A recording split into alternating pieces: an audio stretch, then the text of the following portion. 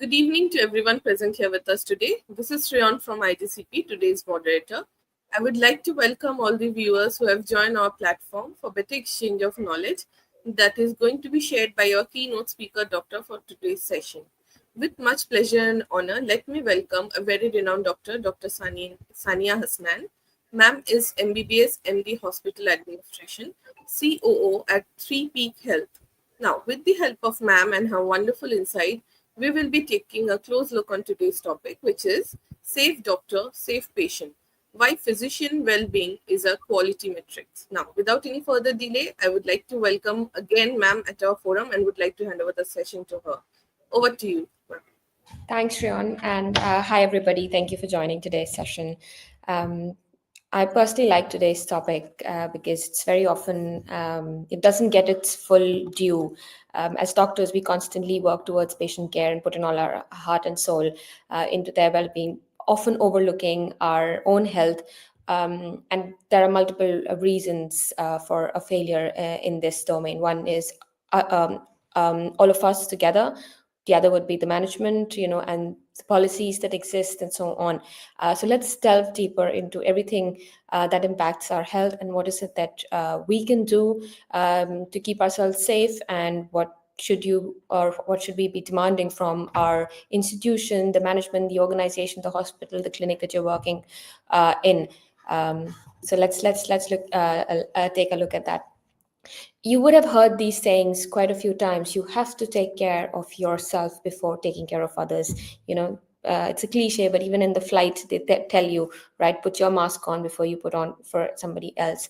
You cannot take care of others unless you're yourself, healthy, in a state to, give to others, right? So, that it becomes important that our own health and well-being first is our own responsibility, and we have to take care of it. Doctor's safety should not consider a luxury, or it's a good to have in an organization. It's a necessity. No organization can run without ensuring that the doctors are safe, they're taken care of, they're healthy, and able to give their best towards patient care. So it's a basic necessity for any organization.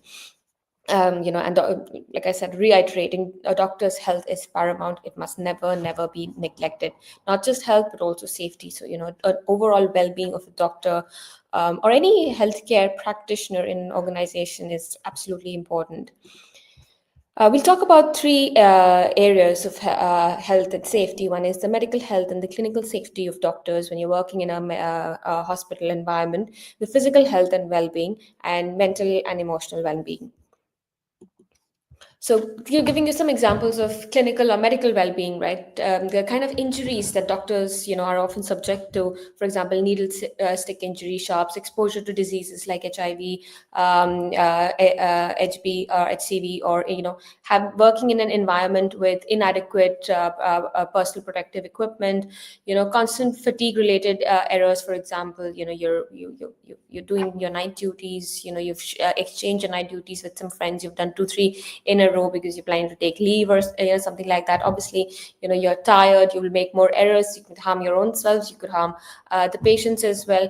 And obviously constantly working in a very high pressure and stressful environment. You see, I was reading some literature on sudden death among younger doctors in healthcare, also because of stress, cardiac events, a lot of other problems that come with working in the kind of environment, a very charged, triggered environment with a lot of workload. Your seniors are probably pushing you to do better. There's also some amount of bullying in at the workplace, etc. That's typically how most hospitals are. Especially as a medical student, you face a lot of that, and obviously it keeps getting better. Not saying the environment gets better, we get better at managing it with over the years, but that's unfortunately that's the environment we typically work in a hospital setting. So we'll constantly talk about what these issues are and what should you expect from the management of a hospital, and always call out if it's not available, and what as a doctor you should be doing. So as as a management's responsibility, it's important that they always supply you with safety engineered devices for and equipment that use safe devices and equipment. Then standard exposure protocols should be in place. Doctors should be trained regularly on on, wearing their PPEs. They should be provided with all protective equipment, and regular, like I said, regular breaks are something that I know doesn't happen very often. Like I said, we're constantly overworked. It's important that, overworked doctors will make more errors. You will get more out of a doctor. You will get better patient care and quality if the doctor is well rested, has limited work hours, has protected work breaks, and so on. We think that, oh, if we push for a 12-hour, 24-hour constant, you're seeing 100 patients a day, 70 patients a day, the quality would obviously go down. Versus, I'm not saying bring it down to 5, 10, we're a large population, but being able to give that adequate break to a doctor in between, so that you recharge, you can think, you've taken a little nap, you're ready. Otherwise your concentration goes down with time. By the time you're seeing the last patient, you're more prone to making errors and so on, and it's also a patient safety concern. As a doctor, of course, we should always follow universal precautions, wearing your PPEs, washing your hands, and so on. Always report any incident promptly. So if you see any incident, it could be a needle prick injury, or it could be, mixing of waste, it could be, a fall, whether it's a patient or anybody, right? Any kind of incident, it could be a wrong medication, a wrong route, finding an expired medicine, or anything like that, right? Any incident you come across, it's very important that you constantly keep reporting all incidents. Even if you made an error, some or made a mistake, that should be reported, that this happened, right? You should ask the management, what are you going to do to prevent me from making another mistake of the same nature? Mistakes that happen in healthcare, or errors that happen in healthcare, are never a people problem. We never try to reprimand or, punish people for mistakes. I'm talking about India. In India, we would do this. We would have a non-punitive work environment, because if you start punishing people or reprimanding them for errors, they will stop telling you about it, and you as management will never know what's happening on ground. So it has to be a non-punitive culture, so that people are not scared about reporting any incident. All incidents and errors are problems, because there aren't proper processes, or there aren't proper guardrails in place. If you fire somebody for making a mistake, the next person will come and make the same mistake. So it's never about people. you know it's human nature, right? To err is human, like we say. So we understand that. It's all the guardrails that we try to put in place, so errors don't happen. So never be afraid of reporting an incident. Use safety devices that are made available in the hospital. If something's not available, it's in the market, you should always demand the best in class devices for your use and for your patients. Participate in any training. We often skip training sessions. We feel we know it, we feel it's not important, it's a waste of my time, or you're busy with a patient. Take time out for training. It's there for a reason. It's not just there for paperwork. It's not just there because you're NABH accredited, or you're going for a quality audit, etc. It's there because we know that if we are training and retraining the staff on ground, the doctors, the nurses, the paramedics, and so on, you might not hear it one second, third, but after you've gone through multiple trainings, you start eventually absorbing this, and becomes second nature to you. Then, other than that, getting regular health checkups done, eat well, exercise, follow your own advice, right? Isn't this what we tell all our patients? How, what they should eat, how they should exercise, don't smoke, or reduce alcohol, or other recreational drugs that are becoming very common these days. Have control over these things, right? They all impact your health. You are in a stressful environment. I know it increases the intake of all of these, some of these things. You get tired working the whole day, but just because you're running from one ward to another, that's not physical exercise, right? Physical exercise is when, your heart rate really increases, and you're actually, exercising, right? That would create an impact. You're burning calories, and not just, running from one ward to another. It does tire you, but you have to take time out for your own health. Like I'll go back to the first thing. Your health is your responsibility. I've told you what the management would do and what you should expect from the management. There's a responsibility all of us have ourselves as well. So this is about clinical and medical well-being. Let's look at physical well-being and safety, right? We are, again, like I said, it's not the safest environment. Very unfortunate, but it isn't. You often come across violence from patients or their relatives. Their work-related injuries that doctors are subject to, for example, falls or fires. We've had incidences, you've seen it in the news everywhere. Building collapses because it's not been made in the safest manner. Verbal abuse and threat, again, by patients or relatives, in the environment. Night duties, doing working in understaffed areas, secluded areas, gender-based safety concerns. We recently came across something a case in Calcutta, and so on. And it's not the first. We've seen a lot of these don't get the same limelight as the others, but it's fairly common. Number of doctors who get killed because the relatives are very charged, or of course incidences of rapes and molestation, etc., are also, some of them don't get the same news coverage as the others. So this is a definitely area of concern in a hospital, and it is going to be both the management and the doctor's responsibility to make sure that the place is very safe for all of us to work in. As management, one, doctor protection legislation should be enforced across. There should be a zero tolerance policy. It's not just a policy, it needs to be implemented. The slightest of misbehavior towards a doctor should have a significant impact on for the relative or whoever is misbehaving for the doctor, right? A strict action should be taken, whether it's prosecution, whether it's it's a legal case, etc., whatever it is. But people should know that you can't get away with it. If a few times people realize they can't get away with it, it is going to drive better behavior. So it's very important that the hospital and the management enforce doctor protection policies on ground, and it's not just on paper.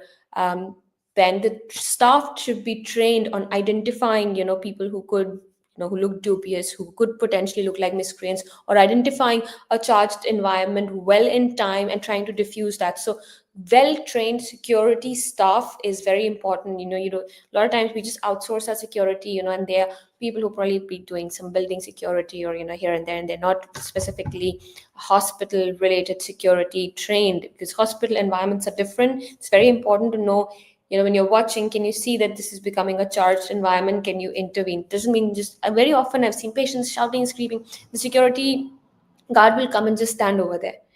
Was That's not going to help. That's really not going to help, right? How do you take control? What how do you have a conversation, take the person away from there, right? Put them in a separate area, so that because when one person starts shouting, screaming, others also get charged, and everybody thinks they can shout and get away with it, right? So if one person's having an actual genuine major problem and they're shouting with you, the others who are slightly inconvenienced also start misbehaving, because you've just suddenly dehumanized the whole thing. So taking somebody away, when they're angry or they're misbehaving, and addressing that in a more secluded space would be the right thing to do. So it's important the security understands this. It's also important that the doctors or management or whoever is the the floor admin, as we call it, or the coordinator, etc., everybody knows how to diffuse these situations. CCTV in all places that are working well, and adequate number of CCTVs, so that the entire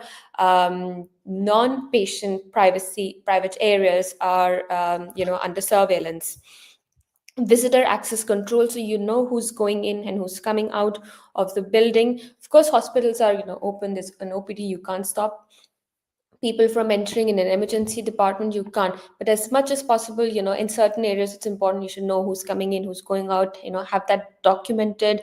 Somebody's coming in, look at their ID card, look at their face, identify them well, so that people know. If I know I am being identified correctly when I got in, there's less likely a chance that I will misbehave, because I know I won't get away with it, right? I will be caught if I did.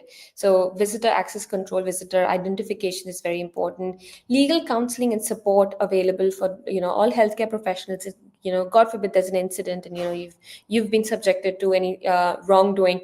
The management must provide legal and counseling support. That means you should be able to file a case, and that, and the hospital needs to support that.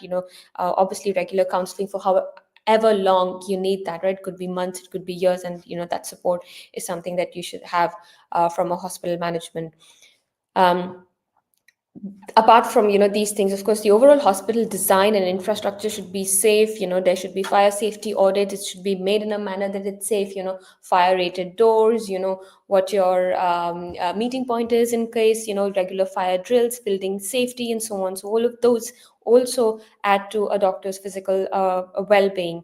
And regular feedback, as the management, while there should be a booklet or a protocol on, okay, these are the safety or the guardrails that we have in place for emotional safety, physical safety, clinical safety, and so on. This is what we have implemented. Have regular trainings, have regular sessions, and constantly take feedback. Do you feel safe? We implemented XYZ, what do you think about it, and so on. If somebody still feels unsafe, then that's something that the management would want to address. And the more they know, it's not just from patients, etc., right? I've also seen your own colleagues misbehaving with you, or your seniors, or so on, right? Even those, it doesn't always have to be physical or sexual abuse. It could also be just verbal, saying mean things, saying wrongful things, bullying people by just words, and things like that. All of that should be reported. Management should take a feedback and know what they want to do next. And simple things like, here's an example of, have a safety tag on you, for example. Just like you're forced to wear an eye card, right? All of everybody, why shouldn't an eye card have a small safety tag, so that if you ever feel somebody's threatening you, you should be able to just press the safety tag, which should trigger an alarm in the security, saying, hey, looks like there's an incident happening. The doctor or the nurse, whoever is pressed the safety tag, and so on, so that there's quick response to any safety concerns. So here are some examples of things that the management can do to keep the doctors safe. As a doctor, what would I do? Obviously, I would take or attend all the training in how to de-escalate a charged environment, and how to communicate properly. For me, well, I did go through some trainings, but early in my career, I have been subjected to patient getting very angry, through a chair at the nurse in the nurse station, try to bring down a bunch of things from the wall, with screaming and shouting. And I was just in my first year of working, and I didn't know what to do.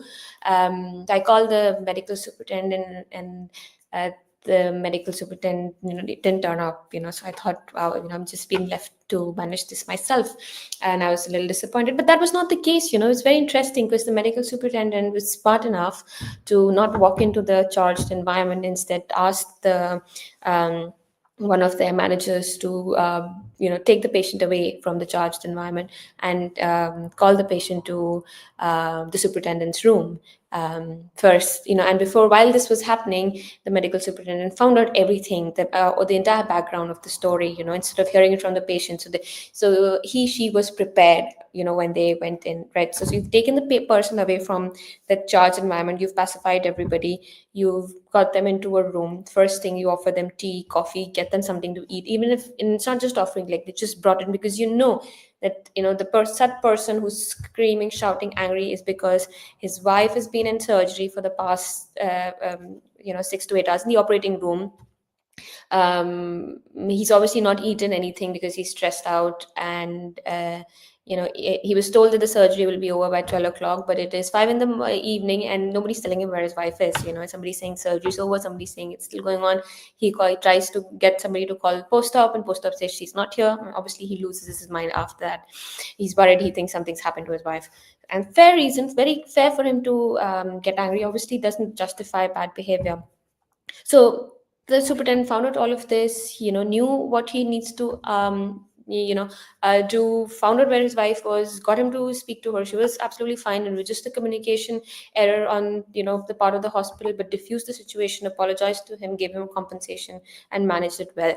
So that's an example of how you de-escalate a situation. So if some of you would continue being doctors, some of you might go into administration, etc.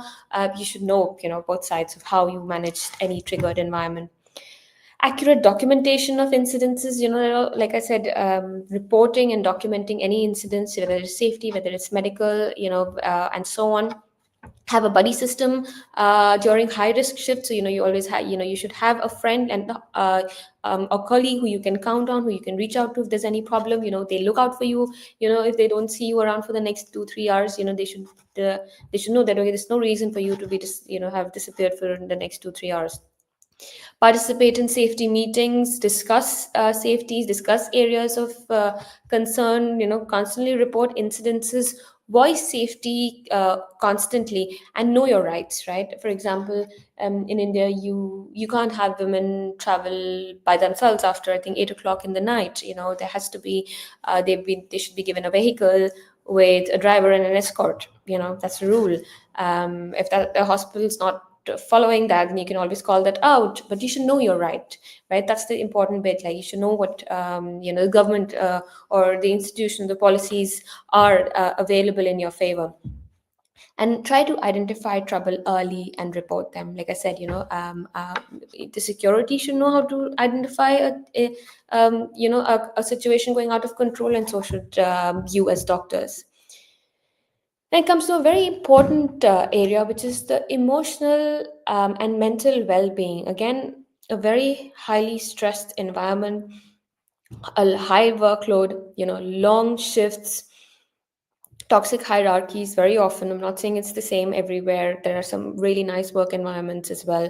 There are some that are not so great. So difficult hierarchies, bullying, blaming. Often everything else is fine, but you blame yourself if if you lose a patient, you feel, oh, maybe you made a mistake, or you could have done something more, or you constantly feel bad, or having that guilt. That also adds to mental stress for a lot of. I've seen a lot of colleagues, and a lot of friends who beat themselves up when, if they lose a patient, or the patient outcome is not good. Well, so some of, a lot of things are not in your control, but it's just how people think about it.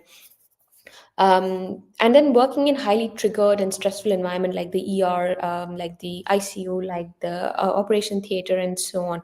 And unfortunately, the overall stigma around mental health. So, if you're depressed, or you're anxious, or there's a difference between depressed and being sad. I'm saying, if somebody's actually in depression, severe moderate depression, or is suffering with anxiety, etc., you should be able to reach out and seek help in a confidential manner. The mental health should be openly discussed, so that we get over the stigma. And all of this should be initiated by us. We know that it is like any other disorder, that the body goes through and can recover from. We should not have a stigma. We should not put any shame around something like mental health. Now, responsibility of the management in this area. So, make confidential counseling available. It could be in person, it could be online, depending on what somebody needs. Cognitive behavioral therapies, etc. Whatever that there is, right, to support, identify mental health, issues that uh, doctors, nurses, etc. could be going through. Give them regular questionnaires, ask them how they're feeling, to understand that do they need a break, do they need counseling, do they need support, and so on. Constant feedback, like I said, on all these facets.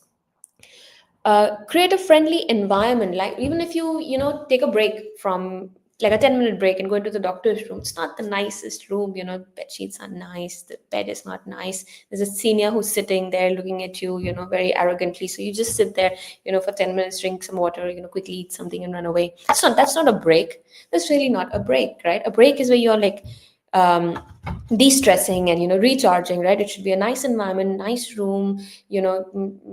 Like, corporate hospitals can do it. Why can't corporate offices? Like, there's a little board game over there, there's a little TV over there's some nice food and juices over there. And so if you take a break, you actually feel like you've taken a break. You feel good about it, and you're charged, and you're going back to do it. There's no reason why hospitals can't have that little break.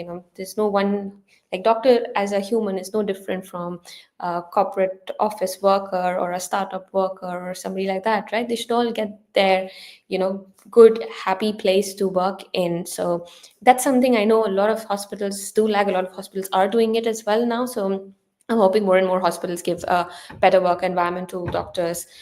Duty or restriction is something that is absolutely important. Like we should track how many hours each doctor is putting in. Sometimes and there's no, so it's funny, when I was doing my internship, I used to like to take some holidays. So I would exchange my duties with a lot of my friends. So I used to do night duties back to back, like for a week or so.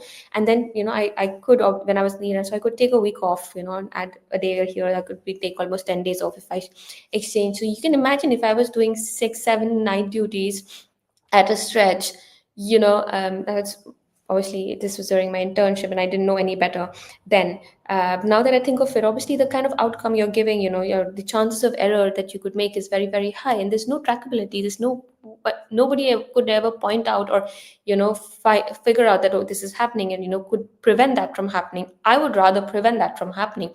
I should be able to track how many hours is every doctor working in a week, and it shouldn't go above the minimum standard. If a doctor is overworking, uh, it could be their own choice or it is because of the hospital demanding it. It's something to look into. If they've and they should have adequate leave so that they don't have to resort to behaviors like this. During internship you don't have any leave, you just work. So you try to you figure out your own leaves and so on. But yeah, like I said, better hospital policies, better breaks, better duty restriction is important. Non-punitive, I shouldn't be scared of reporting anything, whether it's a cultural issue, whether it's a safety issue, whether it's a clinical issue, and so on. So that fear should not be there. That adds to stress. And leadership and civility training, like I said, over the years, the environment in the hospital hasn't changed as much, but like we've learned to manage it better with time. So if you learn it on the job, you become more resilient. You realize that, okay, your peace and calm, being calm is more internally driven, and you try not to let a charged environment charge you up and stress you out, right? You are able to better control that with time because of years of experience. But this be a much better if this kind of training and leadership training and training to be calm and composed, etc., is part of early career for doctors, so that you don't have to learn it, take 5, 10 years to learn something like that. As doctors, when it comes to mental and emotional well-being, seek help early. Don't ignore your health. You would say this to your patients. There's no reason why you shouldn't follow your own advice. Like I said, even if it's simple, you feel, you constantly feel, you get anxious or stressed out with the simplest of things, or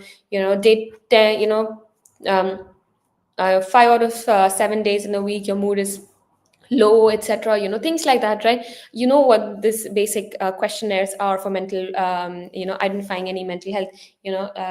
Go over that yourself, see if you feel you are under stress, you are feeling low, etc., and you need to talk to somebody. You should peer support, be supportive of each other. That's important. It's not a great environment. It's a competitive environment as well. Like I said, there's some amount of toxic hierarchy, some amount of toxicity. Can we ourselves not make our lives difficult? Be nice to each other, be supportive of each other, mentor younger, even if you're in, like, you're a final year student and you find somebody comes in the first year, you could be a mentor. You don't have to be 10, 20 years in your career before you start mentoring. You can start giving back very early in life, giving back to the society. It doesn't have to be very, after your 40, 50, 60. It doesn't have to be like that.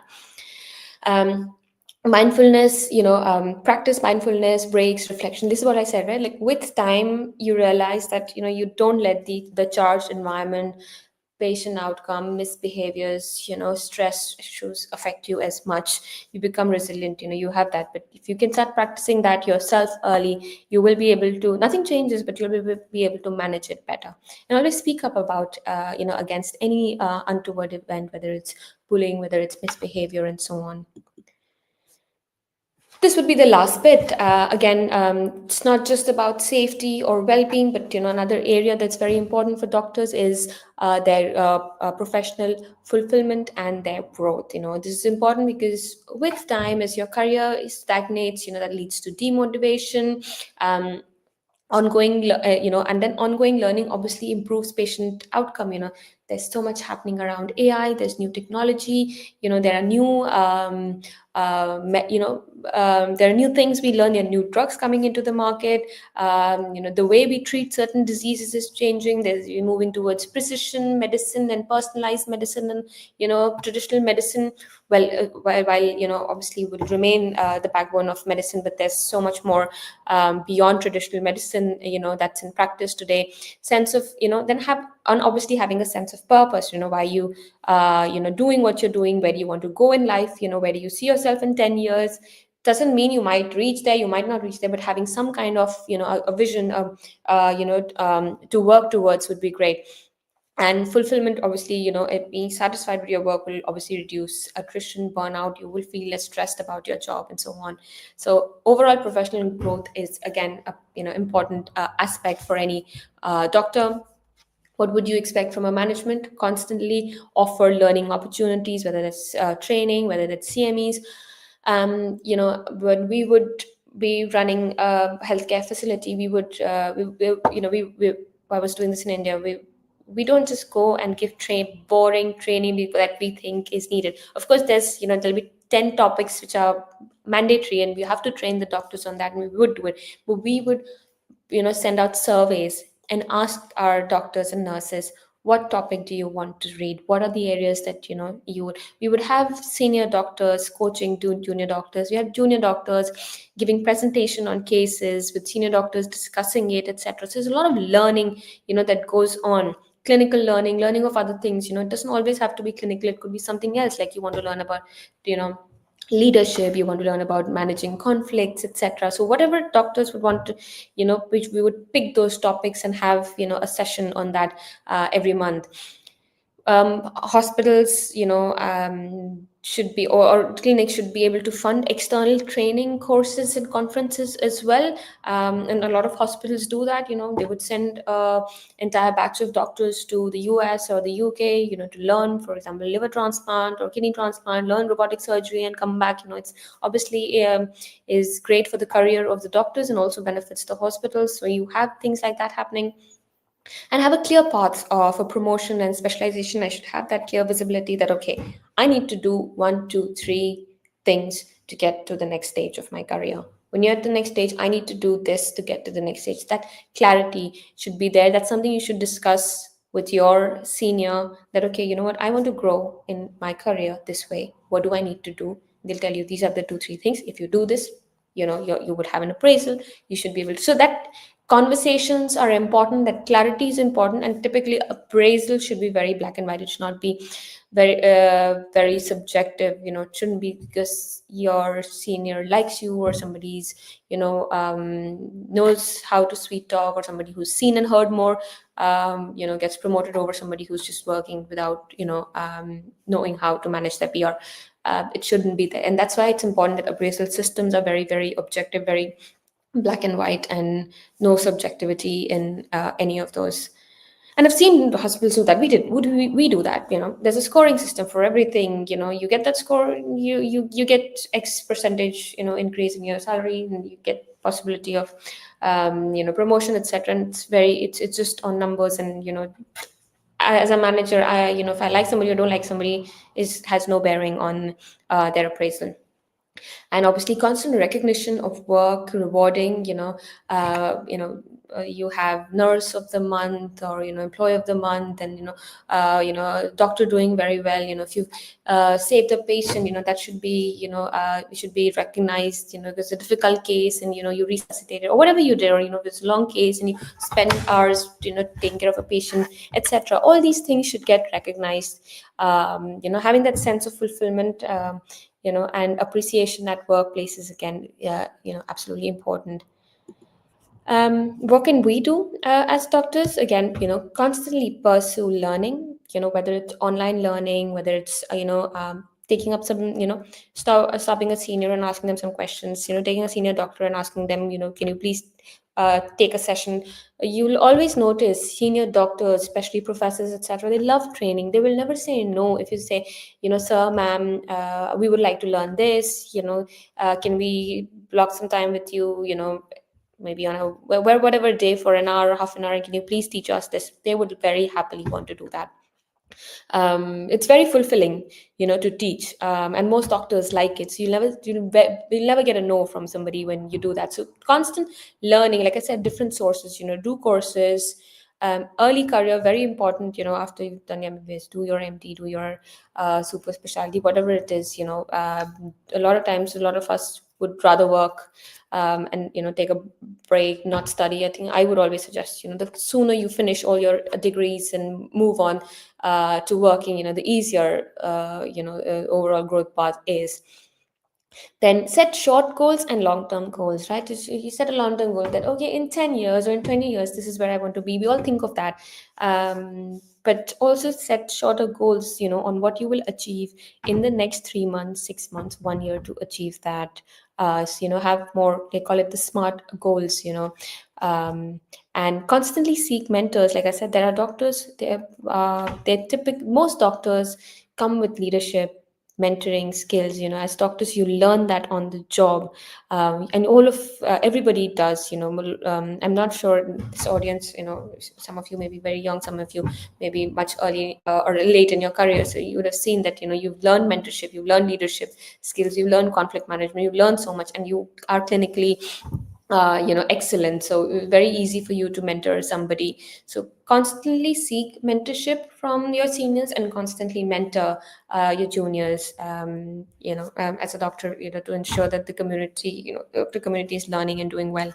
And I always advocate for transparent appraisal systems. It doesn't always have to come from the management. It should also be driven by yourself. So, yeah, key takeaways from today's session, like I said, clinical safety, medical safety, physical well-being, security, mental health. All of these are different facets of a doctor's overall health. If you're not healthy, you're not safe, you're not doing well, you will not be able to give your best to your patients. I didn't want to make today's session all about patients, that, oh, because we care about patients and that is why your health is important. No, you're going to be in this career probably all your life, most of your life. It has to be a nice, joyful career path, right? And a safe one as well. So I wanted to keep today's session making it all just about you, like what being a doctor in the healthcare, how do you keep yourself safe, how do you take care of yourself, how do you have a long fulfilled a journey and a career ahead. Right, so that's everything I have today. If you have any questions, I'd be happy to take that now. Thank you so much, ma'am, for this wonderful presentation. We do have some question if you like to take that up. Sure. So, ma'am, the first question is, how does physician burnout directly impact clinical outcomes and medical errors? So physician burnout, obviously, right? It has a absolute direct impact. You see, what happens is when you're burnt out, you're still working, but you're probably working in an autopilot mode. You're not thinking, right? So in an autopilot mode, you will make mistakes. For example, there are two drugs lying that look similar. You'll end up giving that, right? You might, most of the times, that you never need to let a nurse fill a syringe and give you. You will always want to fill the syringe yourself so that you're seeing what the drug is, but you've not paid attention and somebody gave you that syringe and you give it to. So these are some small errors that you tend to make because of burnout, because of long hours, and it directly impacts patient outcome. It will also impact your own health and safety, and obviously how you feel, as a doctor. If you've made an error, obviously that's that has a significant impact on your mental health. So burnouts do have impact, mostly because of the errors that we can make. Hospitals do put guardrails in place, like you have look-alike, sound-alike drug guardrails, or for certain medicines like, your potassium chloride, etc. They are in double lock and so on, so that when we're working in autopilot mode, if you're picking up a medicine, if it's a dangerous drug, then you can't take it out easily. You have to open a lock, and it breaks the autopilot mode that you're in. But like I said, and that's why there are guardrails, because we know people are overworked and we know people get into auto mode doing monotonous work every day. But this increases. You can only have so many guardrails, right? If you're doing a lot of autopilot work, then there's a lot of errors that you're not paying attention to what you're doing. Next up, ma'am, we have another question. How should healthcare system rethink their staffing model, shift hours, or documentation burdens to promote physician safety? Nice, very, very nice question. So let's talk. So you said documentation, shift hours. What was the third point? Documentation, shift hours, staffing system, right? Documentation. Let's start with the easy bit, the documentation. One of the things that can easily reduce the documentation burden is the first area where we should be using AI and automation. Believe me, there are enough software available in the market that help transcribe doctor notes, so that you don't have to actually sit and type down everything. You can always have these different equipment where you're just talking, and that gets converted, speech to text, and all of that is available, right? So everything that can reduce documentation, all technology, automation, AI, I think that's the first place. We shouldn't be looking at AI in clinical decision making, and replacing doctors, etc., before we're actually using AI and intelligence in automating unnecessary administrative burden on doctors. So that would be the first. Shift scheduling. So again, that's another thing. You wouldn't want to have somebody work night shift for a whole week, right? It doesn't work well for your circadian rhythm. So you would want to have, like, if somebody's working 2 nights, or 3 nights, then they have to do the next, during the daytime, so that they're also seeing the sun, the daylight, and so on, and you're not messing with their circadian rhythm. So managing their shifts and making sure that people don't constantly work a certain shift, and they don't get to see sunlight, etc., is something that should be taken care of. And you can have tracking, like, once you know who's doing what shift, all of this data is available, and okay, it should raise a flag that what, this person's, or on his or her fourth night shift, let's give them a break, and so on. And we should be looking at number of hours, acceptable number of hours somebody should do in a week and in a row. So you shouldn't push somebody to work for 14, 16, 18 hours in a row, with a 6-hour break, and again 14, 16, right? So these would be certain guardrails that hospitals can put. If you're looking at people's rosters getting created, if you're looking at what time they're coming in and what time they're going out, etc., all of this data we should be looking at. And there should be automated alerts telling that, hey, this person looks really stressed out because they've obviously done for 14 hours, which should not have been the case, or they've done 5 nights in a row and things like that. So like I said, all that technology and the intelligence in the world right now should be used for this before it's being used for doing what doctors do and clinical decision, etc. This is the first area that needs to be addressed. That's what hospitals should also focus on. Next up, ma'am, we have another question. How can we quantify the return on investment of physician wellness program in return of patient safety? This is our last question. Can you repeat that again? So return on investment of a physician. Yes, how can we quantify the return of on investment of physician wellness program in terms of patient safety? Okay, wellness program. Got it. So return on. I mean, so return on investment. Let's understand return on investment, right? What does that mean? When how much, if you're putting in, let's say, 100 rupees, how much are you getting back, right? That is what return on investment is. Did you get 100 back, or are you getting 200 back, and so on. Now, the return doesn't always have to be quantitative. It could also be qualitative, right? It's going to be both. So when I'm looking at a return on investment, I'm looking at one, qualitative return on investment, and quantitative return on investment of all the physician well-being program will be the number of errors that have come down, the number of patient safety concerns that have come down, the patient outcome has that improved, and so on, right? All of that would be certain improvement. The qualitative will be, the attrition that has come down between the doctors, doctor burnout that has come down, the number, and when you're looking at money, you could be looking at number of safety, means obviously number of lawsuits that are against you, so that's cost, or readmissions which you have to do for free, etc., right?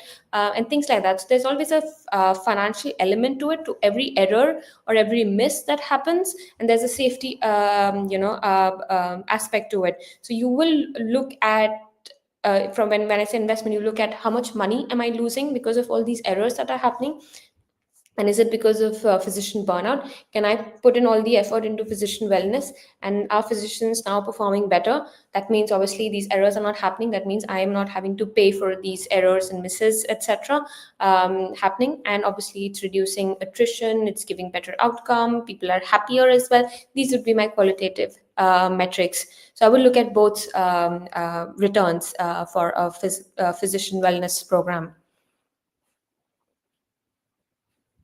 Thank you so much, ma'am, for answering all our questions. That's all from our audience.